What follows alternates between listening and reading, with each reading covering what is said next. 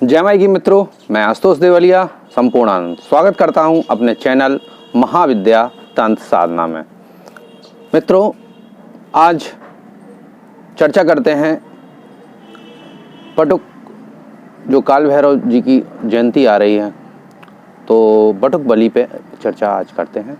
बटुक बलि का विधान आपको हम बताते हैं, कैसे अपन साधारण आदमी बटुक बलि कर सकता है सतोगुणी मार्ग से। ठीक है, तो इस पे आज चर्चा करते हैं।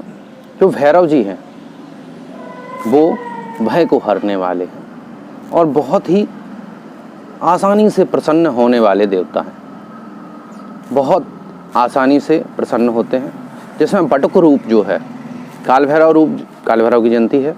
काल भैरव रूप थोड़ा कठिन है, उग्र है।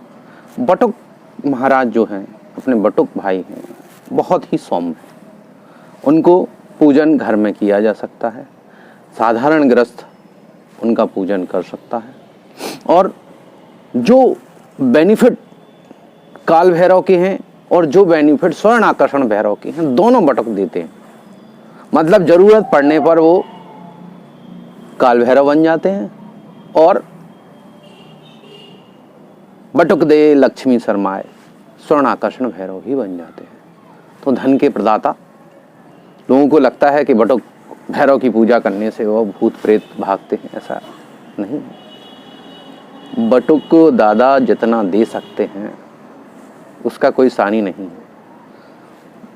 बहुत जल्दी प्रसन्न होते हैं, नाराज भी हो जाते हैं, ऐसा नहीं है कि नाराज नहीं होते हैं, लेकिन कृपा जो देते हैं, प्रसन्न जो जितनी जल्दी होते हैं, हनुमान जी और बटुक महाराज बहुत ही जल्दी प्रसन्न होने वाले देवता हैं। दोनों माई के दोनों बालक बहुत जल्दी प्रसन्न हो। गणेश जी थोड़ा समय लेते हैं प्रसन्न होने में, ठीक है, लेकिन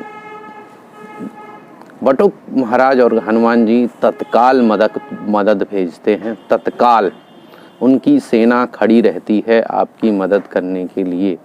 आप उनकी एप्लीकेशन लगाइए, आपको क्या प्रॉब्लम है, वो इस बात की अपेक्षा कि आपके कर्म खराब हैं, कर्म फल जब कटेंगे, जब मिलेगा आपको, इन सब चीज़ों को छोड़ के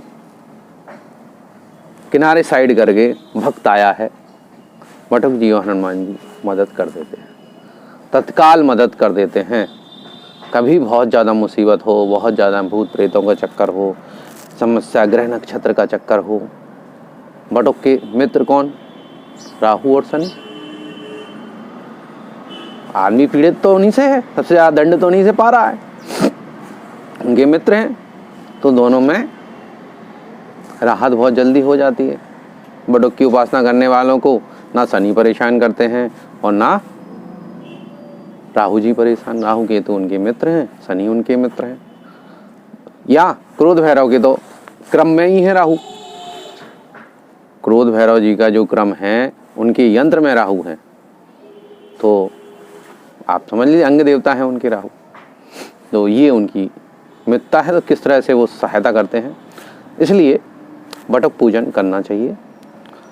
जो बटुक बलि का विधान है, यहाँ बलि का मतलब सतोगुणी है पूरा। कोई जीव पशु हत्या नहीं कर रहे हैं, ना पशु बलि दे रहे हैं, कुछ नहीं है ऐसा। ठीक है, बिल्कुल साधारण विधान है और हर आदमी कर सकता है और आपको समय समय पर करना चाहिए। यज्ञ के बाद कर सकते हैं पंचबली में, और सिंपल रविवार को भी आप कर सकते हैं। और जो जयंती आ रही है काल भैरव की जयंती, बटुक जयंती पे भी कर सकते हैं, काल भैरव की जयंती पे भी कर सकते हैं। बटुक काल भैरव में वैसा बेसिक डिफरेंस नहीं है, ठीक है। ध्यान वही है और दोनों एक ही है, बहुत ज़्यादा अंतर नहीं है। मंत्रों का अंतर है, स्वभाव का अंतर है, उग्रता का अंतर है। तो बटुक बेस्ट हैं गृहस्थ आदमी के लिए। जो शमशान साधक हैं उनके लिए काल भैरव। मैं बहुत लोग कह सकते हैं मैं बच्चों की पूजा नहीं कर सकता, ऐसे भी हमने सुना है, लोग कह देते हैं, लेकिन नहीं, यही काल भैरव में कन्वर्ट हो जाते हैं अगर तुम्हें शमशान में ज़रूरत है तो बटुक बलि का सिंपल विधान है, आप करिए, मैं आपको बताता हूँ। उसके लिए सामग्री में दीपदान भी करेंगे और बटुक बलिदान भी करेंगे। दीपदान का वीडियो सेकंड आएगा, जो हमने दीपावली पे भी करवाया लोगों को, फिर उसके बाद 11 पे करवाया और इसके बाद पूर्णिमा पे करवाया। इसी माह से हमने लोगों को करवाना शुरू किया। ठीक है, पहले बताता नहीं था मैं, आगे जाके पूर्ण विधान भी उन लोगों को दे देंगे, लेकिन पूर्ण विधान दीक्षित लोगों के लिए, वो साधारण आदमी के लिए नहीं है। अभी तो मैंने साधारण विधान दिया था, वो साधारण ही आपको दूंगा अगले वीडियो में। तो अपन कर रहे थे बात बटुक बलि की। उसके लिए सामग्री में आपको एक पात्र चाहिए। पात्र आप दोना ले सकते हैं, बड़ा, जितना सामग्री आप रखेंगे उतना ही बड़ा पात्र लेना पड़ेगा। कांसे का भी आप कांसे का पात्र रख सकते हैं, जो भी आपके पात्र अवेलेबल हो, एक पात्र चाहिए पड़ेगा। ठीक है, और उसमें आप चावल पका लीजिए, पके हुए चावल, शुद्ध चावल बनवाइए, 3 बार धुल के बढ़िया चावल पकवा लीजिए। चावल बन जाए तो चावल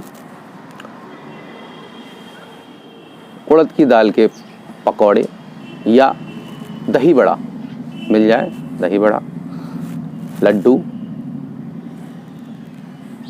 बर्फी, रोटी बनवा लीजिए, पुआ बनवा लीजिए। ये सामग्री हम इतनी सारी इसलिए बता रहे हैं, सब नहीं बनवानी, जो आपके पास अवेलेबल हो। चावल तो रखना ही है, बाकी ना हो तो लड्डू पे भी हो सकता है, लेकिन रखिए सब, जो सामग्री आप इसमें से रख सकते हैं वो। तो हमने क्या बताया, चावल में काली दाल डाल सकते हैं, वो भी ठीक हो जाएगा, कोई दिक्कत नहीं है। चावल, उड़द की दाल के मंगौड़ी, दही बड़ा या इमरती, लड्डू, पुआ, रोटी, पूड़ी, जो भी आपके पास हो, ये उसमें लड्डू, पुआ, हाँ पुआ बन सकती है, खीर बन सकती है, थोड़ी सी खीर रख सकते हैं। आपको इसमें त्रिमधु मिलाना है चावल में।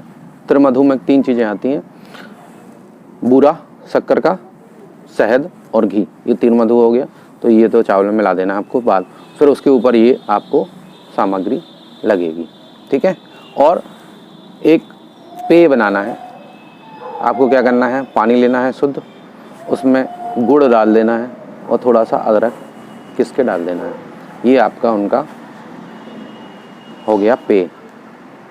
ठीक है, अब विधान समझिए। आपको शाम को, संडे को कर सकते हैं, अब तो सैटरडे को काल भैरव जयंती है, उसी दिन करिए। मंदिर में कर सकते हैं, घर पे भी कर सकते हैं। काल भैरव आपको घर में नहीं करना है, अगर आप साधक नहीं हैं तो काल भैरव की कोई साधना ना करिए घर में, वो मंदिर में ही करिए या शमशान में। लेकिन बटुक घर के देवता हैं, घर में ही रहते हैं, सभी पीठों के रक्षक वही हैं। ठीक है, और आपको बहुत बढ़िया रिजल्ट आएगा, उनकी कृपा बहुत जल्दी मिलती है। तो आपको क्या करना है, जो है एक त्रिकोण खींचना है अधोमुखी। ठीक है, शक्ति साधना में अधोमुखी त्रिकोण चल रहा है, आप अधोमुखी त्रिकोण खींचिए।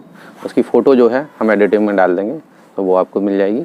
अधोमुखी त्रिकोण खींचना है, उसके अंदर माया बीज लिखना है। माया बीज, भुवनेश्वरी बीज या लक्ष्मी बीज, जिसको आप जो समझे, माया बीज लिखना है। देवी प्रणव कहलाता है, तो माया बीज उसमें आपको लिखना है।